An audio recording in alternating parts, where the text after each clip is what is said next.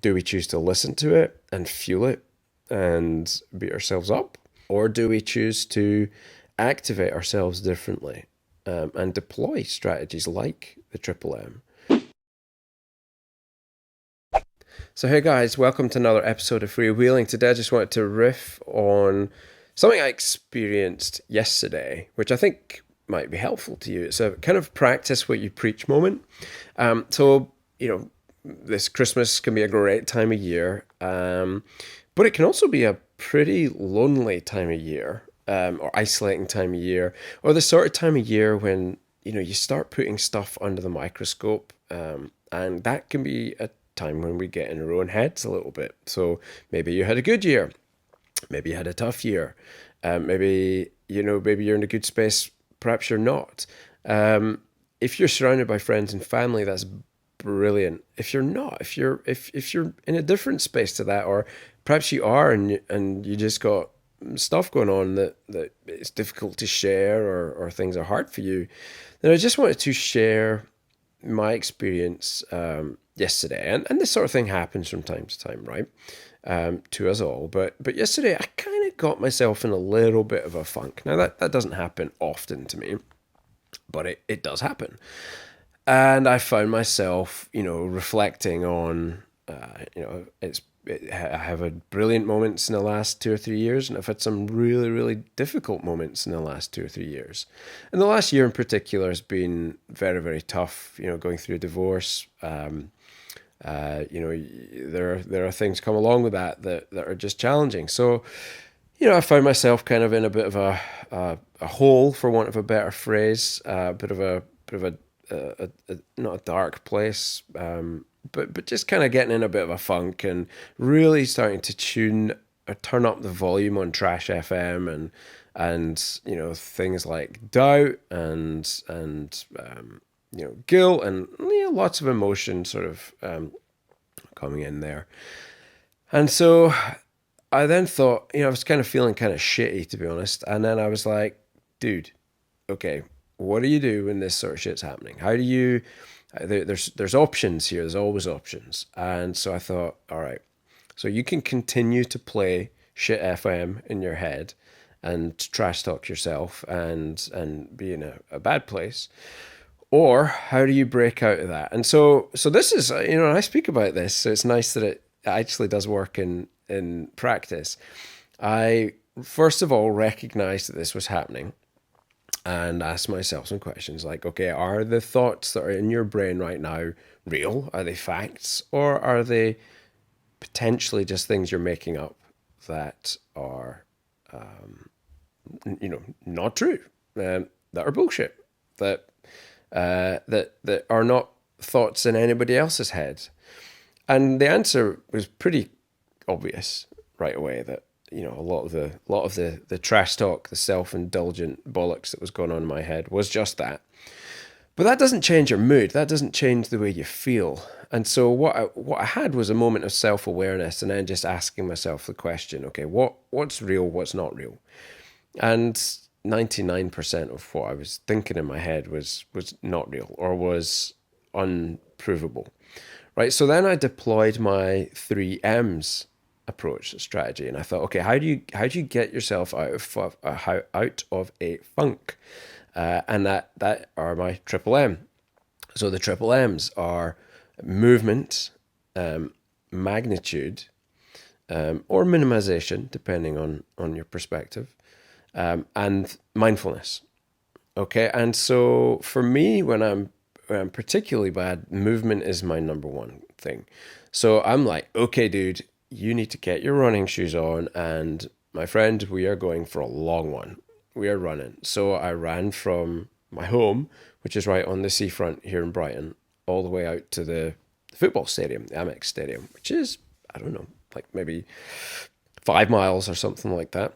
And it's a brutal slog as well. Like, it's a pretty serious steep uphill to start off with, the sort that makes you want to vomit on yourself halfway up and think, what are you doing?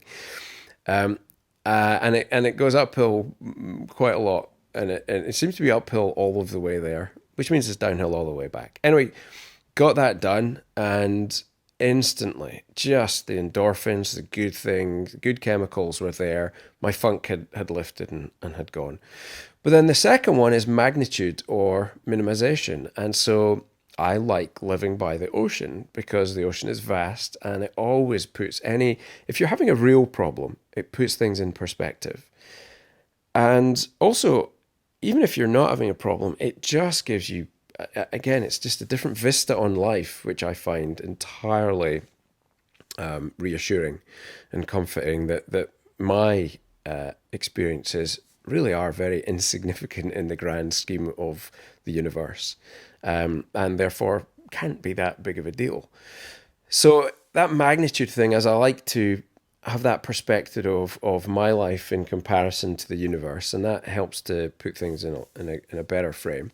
And then the other thing is you can actually visually zoom your problems away and imagine them small and in the distance, not up close. You know, when problems feel real and big in your head, they feel right there, right? So you just imagine them and almost like pan the camera back and zoom your drone further away from what's going on.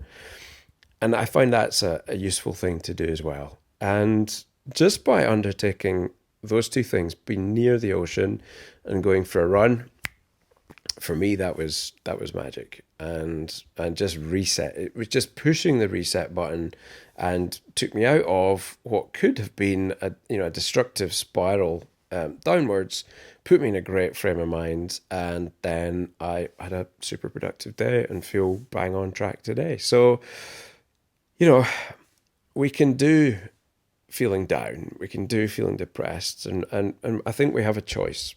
There's perhaps more freedom for us in the conscious decisions that we make and what we choose to do with that energy. Do we choose to listen to it and fuel it and beat ourselves up, particularly over things that we cannot change, i.e., everything in the past? Or do we choose to activate ourselves differently, and deploy strategies like the Triple M technique so as that we are able to maintain our overall positive mindset? I think that's a choice. And that's a choice that worked for me yesterday. It always works for me on those occasions where I find myself in a funk. And I hope perhaps there's something that can work for you, at this time of year, or at any time of year, but particularly when you're reviewing what has gone before in the past. Much better to think about what you learned and what you can move on from, and you can, where's the treasure in the stuff you experienced last year that helps you be better next year, wiser, faster, stronger, smarter. There's always treasure in those tough moments. Sometimes it's just a matter of having that mindset shift to get yourself out of the funk and go, what was good about that? Your so-called pivot to positive. So there you go. That's my end of year blog, folks. I hope you have a good one, and welcome in the new year in good spirits wherever you are. And until 2020, be safe, be well, and be happy.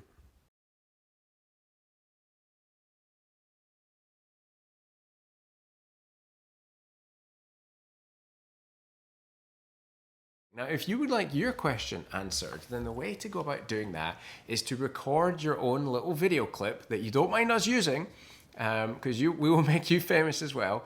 But send in your video question, or you can send in on Instagram or Twitter or email it or DM it, whatever. Send your question in. It's got to be about veterinary business, veterinary life, your career, what's going on with you.